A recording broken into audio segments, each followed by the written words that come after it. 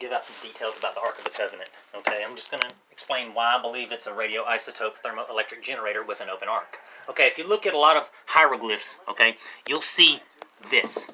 Okay, you'll see this design right here that has what looks like a ground and a hot. You can't really see them on the TV hanging in the way. But basically there's this two, it looks like there's the cathode and anode, or the cherubs, alright? An anode and a cathode, alpha and omega. Alright, there's plasma being created here. Alright, now this ironically looks like nuclear rods. I always thought, wow, that looks like nuclear rods. And then it turns out that Aaron's rods were contained in the Ark of the Covenant, which was ironic, okay? That just kind of coincided too well, okay? Now, it said that manna was contained inside the Ark of the Covenant, okay? And it said it was, whatever was in there, the manna glowed green, all right? Now, radium is a good source of alpha particles, all right? And you need that alpha particle, alpha, for the nuclear energy, to maintain this nuclear arc, okay? So, for cold fusion. So, literally, a pot of manna would have been radium, all right? If it's bright and you can't look at it, then the arc speaks for itself. That's an arc. I mean, what is an arc? We use arc welders and MIG welders and stuff like that, and we have to have a helmet on to shield our eyes, you know? So that kind of coincides too well. If you touched it, you were smitten to death, okay? Basically implying that there was a electrical condensation here. It was electrical capacitor. It was a radioisotope thermoelectric capacitor, all right? So that coincides, not to mention the fact that people's hair and all that stuff fell out, you know, radiation sickness, okay? So everything kind of indicates it was a radioisotope thermoelectric generator with an open arc, okay?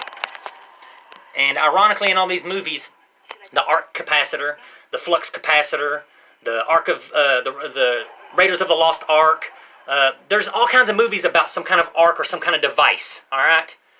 Ironically, okay, radium is 88. Okay, the flux capacitor, 88 miles per hour. I thought that was kind of funny. That's not, I mean, I'll mention in all these videos that Hollywood must know something, okay? And every time something coincides too well and too ironically, I'll mention that. And people will start seeing the picture. I'm hoping that at least some people are starting to see this picture that I'm kind of painting here. Because all of this stuff is not, it's just not myths, all right? So the Ark of the Covenant literally sat in this chamber, and not to mention the sarcophagus is the right size, the dimensions for the Ark of the Covenant to sit in.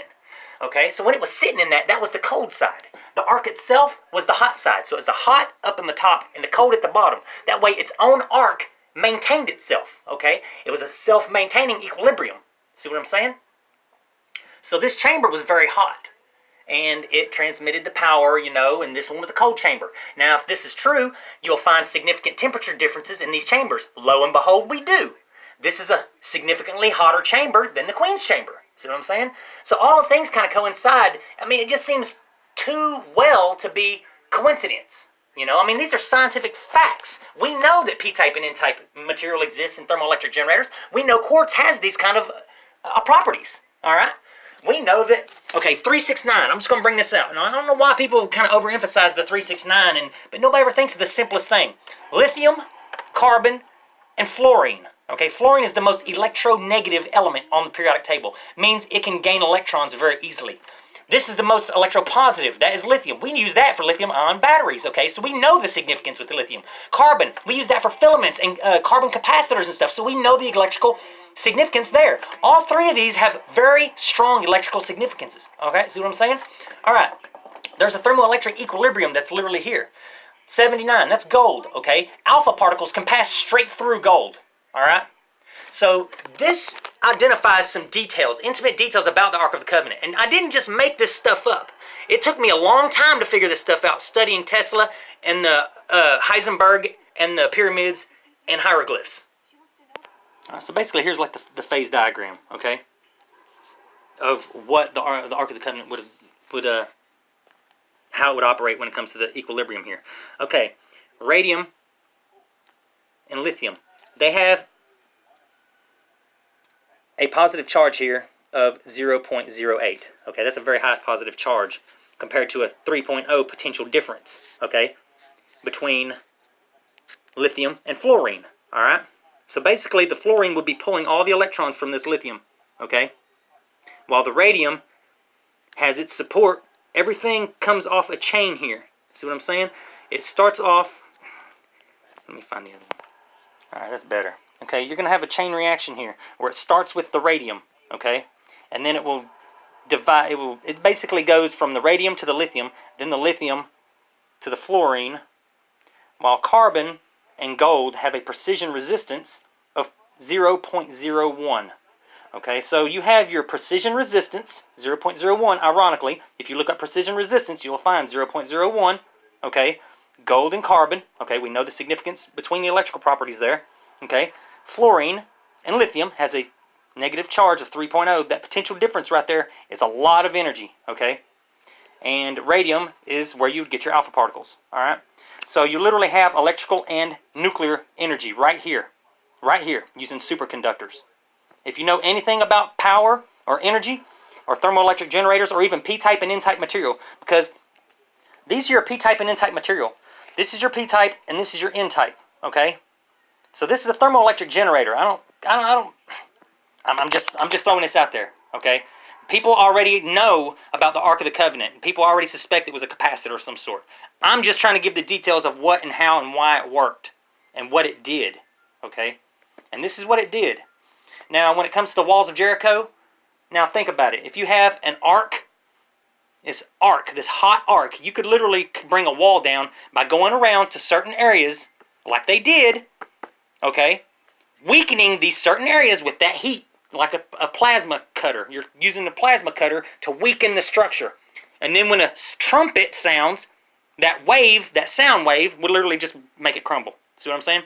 So the Ark of the Covenant basically was like a MIG welder or an arc welder. It was like an arc welder.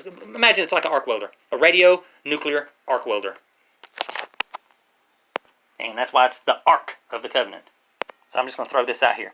You got your gravity, which are dimagnetics, okay? You use diamagnetic field, okay? Ionized hydrogen, helium-4 nuclei, okay? Those are your strong force, that's your alpha particles, okay? Your weak force is your electrons, that's your plasma arc, okay? Basically what you're going to do is fuse this ionized hydrogen with this helium-4 nuclei to get lithium as a byproduct, okay? This is cold fusion. It might be hot, but it can be done at room temperature, okay? Now MacGyver-style cold fusion can be achieved. This is just a theory, but it seems to go, with everything I've figured out, it seems to be very viable. Alright, a cold fusion cell, okay? Very simple. All you need, you basically need to make a cell. Like I was saying about the singularity being the first cell, okay, and how atoms work with the nuclear and electric energy around them. That's all you do, okay? Imagine this is the cytoplasm in a cell, alright? The water. You just fill it up with water. And you have your nucleus. That's your nuclear energy. Say it's radium or americium, whatever emits alpha particles, okay? Then you have your battery, okay? At the ground, when you use water electrolysis, you get hydrogen and oxygen. You split the molecule apart. So at the ground, you're going to get hydrogen. At the hot, you're going to get oxygen, okay?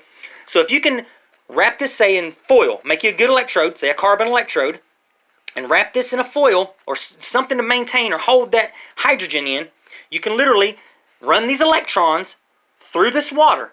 And those positive, because alpha particles and hydrogen have a very high positive charge. So these electrons are going to want to attack those particles, okay, those atoms. These electrons are going to go straight to them. And if they're in proximity, you can fuse them together with these electrons very easily. A covalent bond will be created because those electrons will literally find those alpha particles, which are helium-4 nuclei, just like the sun, and the ionized hydrogen, just like the sun. You're literally emulating the sun exactly, okay? You're taking two positives and shoving them together, okay, with electrons, with the negative. So literally, this is a cold fusion cell, MacGyver style, okay? It's literally like a galvanized cell, just like a regular galvanized cell, but you have to have a nuclear core, okay? You have to have that nuclear energy. You need those alpha particles. The alpha and the omega, okay? I mean, you don't have to listen to me. I'm just throwing stuff out there that nobody's ever thought about before. These are new concepts, okay? So I trade fancy videos for the information. Because I see all these fancy YouTube videos. Yeah, they're nice and fancy. They're pretty, yada, yada, professionally done. But they tell me all the same shit that I already know, okay? I'm trying to trade that fanciness for stuff that people don't know, all right? And nobody, I don't think anybody's ever thought of this. But, I mean, it was easy to figure out once I figured all this other stuff out. And it makes pretty good sense, does it not? I mean, doesn't that seem pretty possible? I mean, that's, if you don't blow yourself up, now you'll need an electromagnetic field most likely but on a larger scale. But on a small scale, this water should start boiling. The thing is, I do not have the proper material to do this because I'm a single dad. All my money goes toward my kids and living. So, I mean, I wish I worked for a good company like Tesla or something or NASA. I'd help change the world, man. I really want peace on this planet, and we should be a better species than what we are right now. We can totally perpetuate into a new age of scientific technology.